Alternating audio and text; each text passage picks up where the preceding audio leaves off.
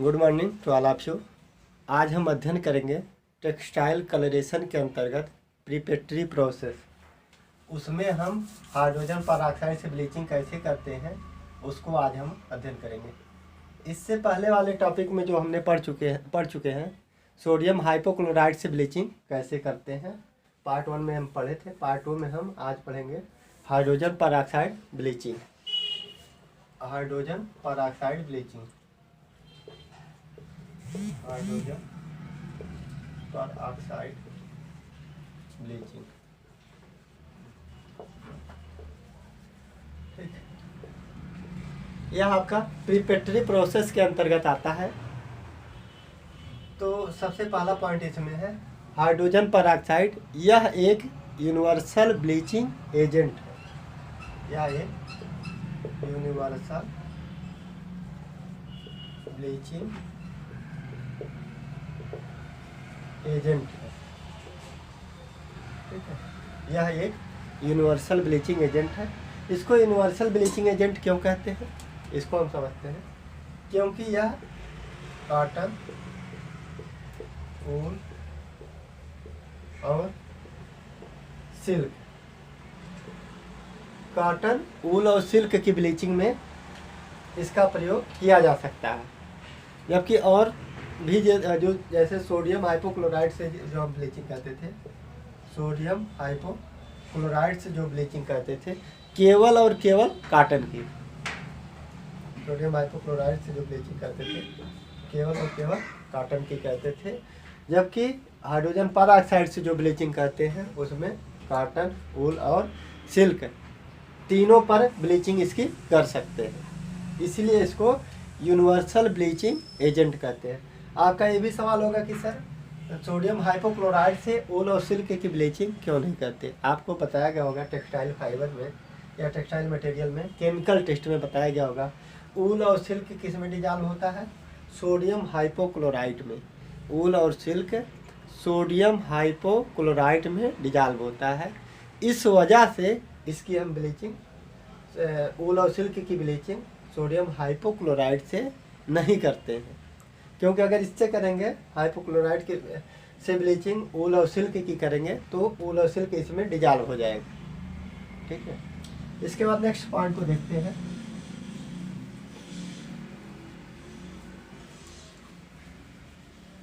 Hydrogen peroxide जो market में उसकी स्ट्रेंथ में उपलब्ध होता है, जैसे हाइड्रोजन परऑक्साइड 10, 20, 30, 100, 130 के स्ट्रेंथ में, के आयतन में उपलब्ध होता है। इसका तात्पर्य है कि जो सोडियम हाइड्रोजन परऑक्साइड है 10 की स्ट्रेंथ में भी मिलता है मार्केट में, 20 में, 30 में भी, 100 में भी, 130 में, इस स्ट्रेंथ में मिलता है। कहने का मतलब 10 पार्ट केवल हाइड्रोजन परऑक्साइड, 90 पार्ट आपका पानी रहेगा। इसी को स्ट्रेंथ कहते हैं। ठीक है, इसके स्ट्रेंथ में मार्केट में मिलता है। यह आसानी से मार्केट में उपलब्ध होता है। जो हाइड्रोजन परऑक्साइड है आसानी से मार्केट में उपलब्ध होता है। Easily available in market. ठीक है, आसानी से मार्केट में उपलब्ध होता है। इसके बाद का जो पॉइंट है, इसकी जो कास्ट होती है वह सोडियम हाइपोक्लोराइड से ज़्यादा होती है। इसकी जो कास्ट होती है सोडियम हाइपोक्लोराइड से ज़्यादा कास्टली होती है। ठीक है, सोडियम हाइपोक्लोराइड से ज़्यादा कास्टली होती है। ठीक, पीएच मान बढ़ाने पर हाइड्रोजन परऑक्साइड की पीएच मान बढ़ाने पर स्टेबिलिटी कम होती है। पीएच मान अगर आप बढ़ाएंगे तो इसकी क्या होती है, स्टेबिलिटी कम हो जाएगी। इसकी हाइड्रोजन परऑक्साइड की।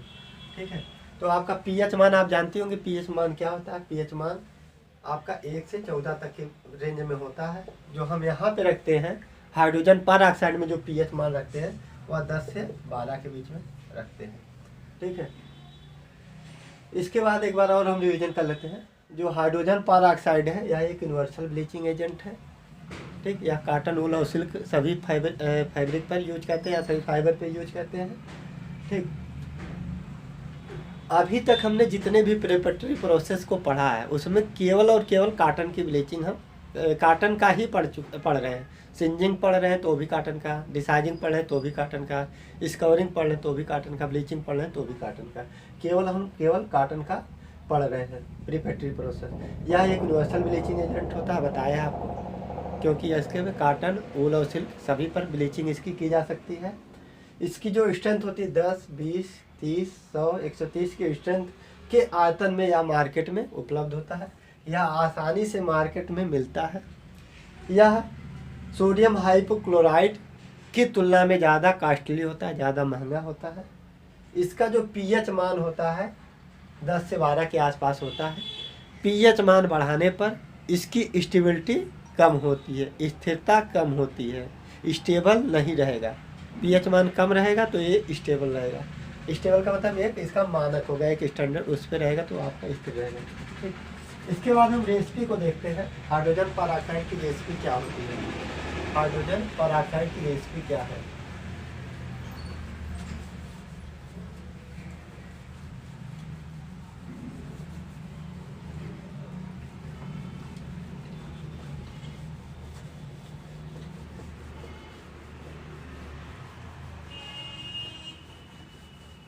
Recipe of hydrogen peroxide.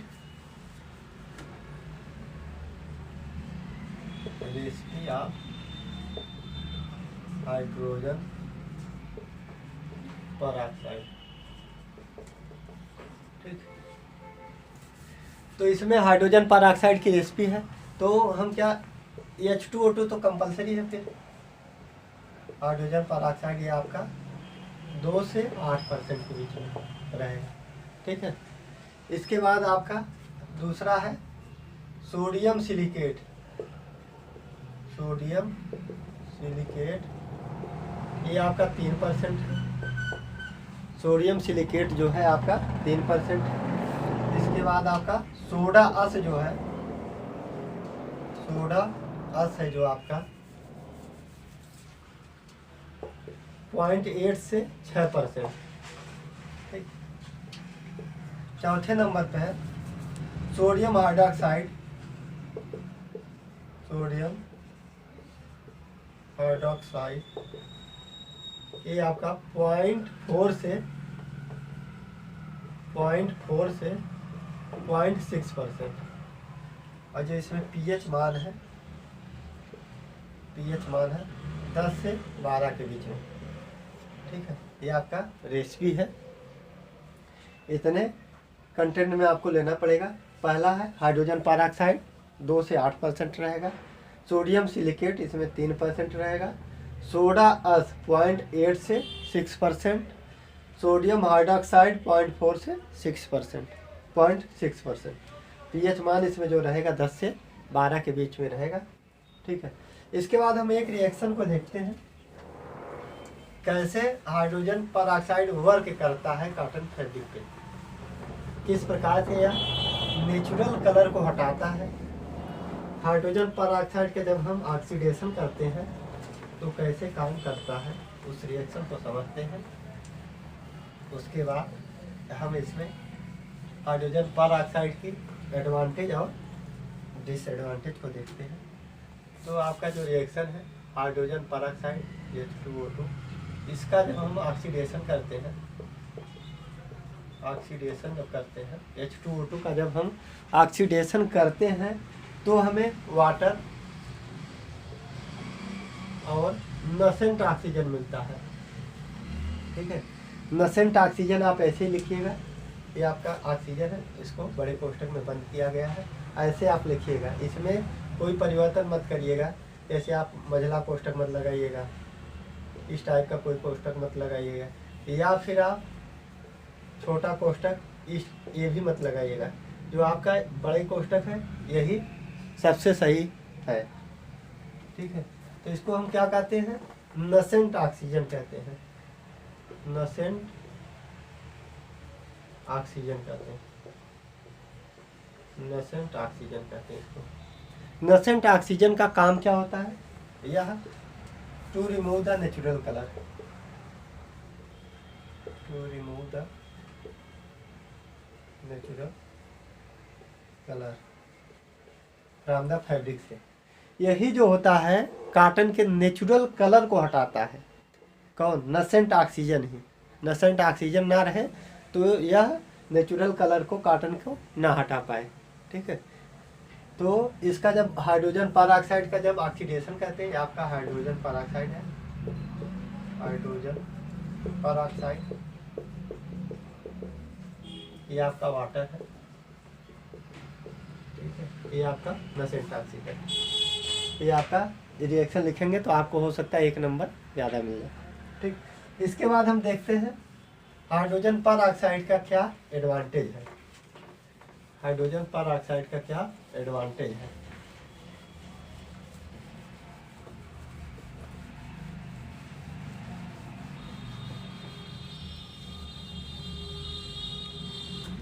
Advantage of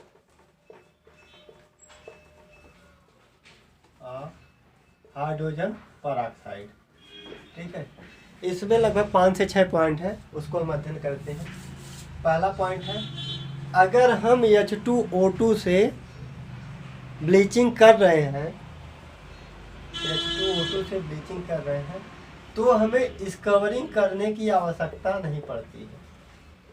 ठीक, स्कवरिंग करने की आवश्यकता नहीं पड़ती है। तो स्कवरिंग करने में आपका जो समय लगता है कितना लगता है, जैसे आपको 2 मेथड से बताया गया स्कवरिंग होती है। पहला है ओपन बॉल, दूसरा है क्लोज बॉल। क्लोज बॉल में 8 से 10 घंटे समय लगते हैं और इसमें ओपन बॉल में 10 से 12 घंटे का। यही दोनों टाइमिंग बच जाती है, इसलिए भी यह अच्छा माना जाता है हाइड्रोजन परऑक्साइड। इसमें मतलब टाइम सेविंग होता है। अब कह सकते हैं हाइड्रोजन परऑक्साइड से ब्लीचिंग करने का फ़ायदा ये है कि 8 से 10 घंटे आपका जो समय है वो बच जाता है। ठीक, दूसरा पॉइंट ये है, दूसरा पॉइंट, इसमें वाइटनेस अच्छी मिलती है। हाइड्रोजन परऑक्साइड से ब्लीचिंग करने पर वाइटनेस अच्छी मिलती है, वाइटनेस अच्छी मिलती है, यानी मतलब बहुत सफ़ेद फैब्रिक प्राप्त होता है, बहुत अच्छी ब्लीचिंग होती है इसकी। ठीक है, तीसरा पॉइंट ये है, हाइड्रोजन परऑक्साइड से ब्लीचिंग करने पर यह इन्वायरमेंट को कोई भी प्रभाव नहीं पहुंचाता है। यह इन्वायरमेंट को कोई भी प्रभाव नहीं पहुंचाता है, यानी कि यह इको फ्रेंडली नेचर रखता है, यानी कि यह इको फ्रेंडली नेचर रखता है। ठीक है, इसके बाद चौथा पॉइंट है, इसमें कम पानी की आवश्यकता होती है, कम वाटर की आवश्यकता होती है। इसको हम hot wash and cold wash से वाश करते हैं, हॉट वाश और कोल्ड वाश से वाश करते हैं। तो ये आपका 4 पॉइंट हो गया। अभी 2 पॉइंट और है, उसको समझते हैं।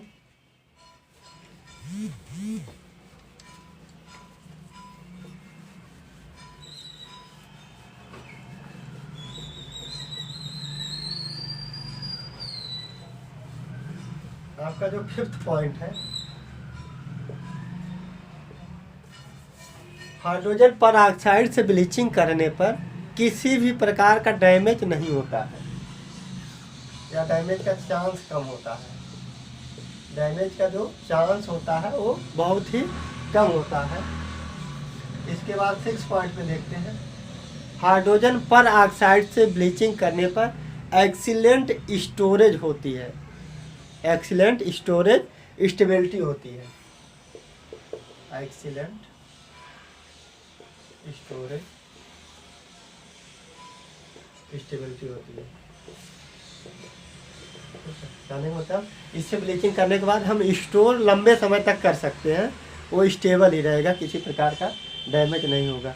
तो हमने अगर पूरा रिवीजन करना चाहें तो हमने पढ़ा क्या है, हाइड्रोजन परऑक्साइड के बारे में आज पढ़ा है, हाइड्रोजन परऑक्साइड से ब्लीचिंग कैसे करते हैं।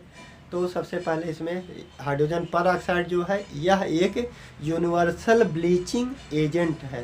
यूनिवर्सल ब्लीचिंग एजेंट का तात्पर्य यह है कि इससे हम कॉटन, वूल और सिल्क सभी फैब्रिक का ब्लीचिंग कर सकते हैं, जबकि सोडियम हाइपोक्लोराइड से केवल और केवल कॉटन की ब्लीचिंग करते हैं। सोडियम हाइपोक्लोराइड में वूल और सिल्क डिजॉल्व हो जाता है, इस वजह से हम वूल और सिल्क की ब्लीचिंग सोडियम हाइपोक्लोराइड से नहीं करते हैं। ठीक है, यह उसके बाद का पॉइंट जो था 10, 20, 30, 100, 130 के स्ट्रेंथ के आयतन में यह उपलब्ध होता है। यह मार्केट में आसानी से उपलब्ध होता है। यह सोडियम हाइपोक्लोराइड की तुलना में ज़्यादा कॉस्टली होता है, महंगा होता है। पीएच मान बढ़ाने पर फैब्रिक की या फिर हाइड्रोजन पेरोक्साइड की स्टेबिलिटी कम होती है। ठीक है, उसके बाद हमने रेसिपी को देखा था।